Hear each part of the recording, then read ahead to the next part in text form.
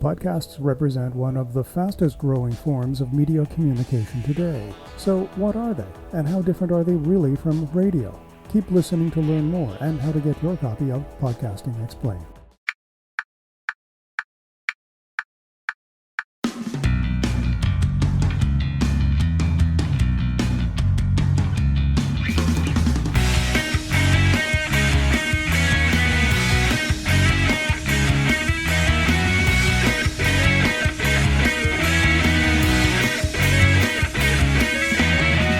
Podcast starts now.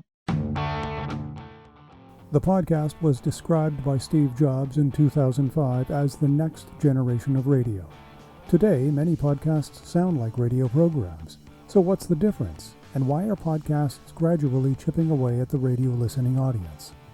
Radio talks in a broad way, hence the broadcast. There is also a mental wall between the broadcaster and the listener. Not much of an integrated or effective feedback loop of communication, radio is usually consumed in an open setting, sometimes with more than one person. Podcasts speak to one person at a time, typically in an intimate setting via earbuds. Effective podcasts treat listeners as integral to the content. A podcast can be 30 seconds or 2 hours per episode. They are more accessible, on demand, and usually connect more effectively with a listener the less polished or edited they come across, because they're like a conversation. Of course, the primary difference is that a radio broadcast is carried over radio waves, whereas podcasts are digital and are not carried over the air, so to speak, which, on a side note, should lead any podcaster to assess whether the on-air novelty sign in the home studio is really all that accurate. The one mistake commonly made by new podcasters is believing that a podcast literally is what Steve Jobs described, little more than a radio program transmitted digitally. Actually, Jobs knew that the medium represented a real evolution in audio transmission, but wouldn't have seen the real impact of such until the introduction of the smartphone years later. The production of a radio program in a traditional studio, then uploaded to a streaming service, isn't necessarily a podcast. It's really a mirror of a radio program. This is a common mistake made by new podcasters.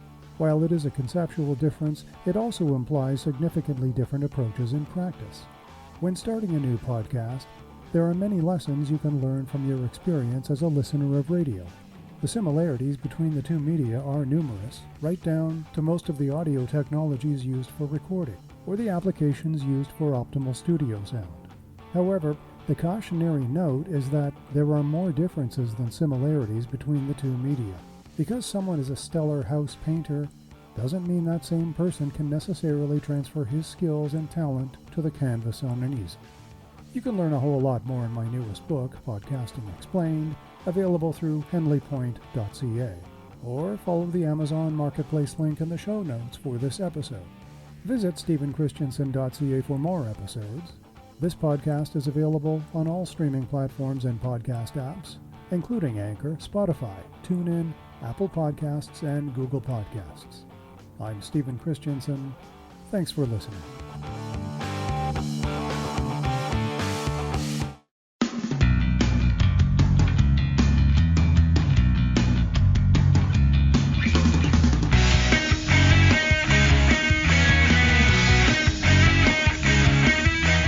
Production of Stephen Christensen.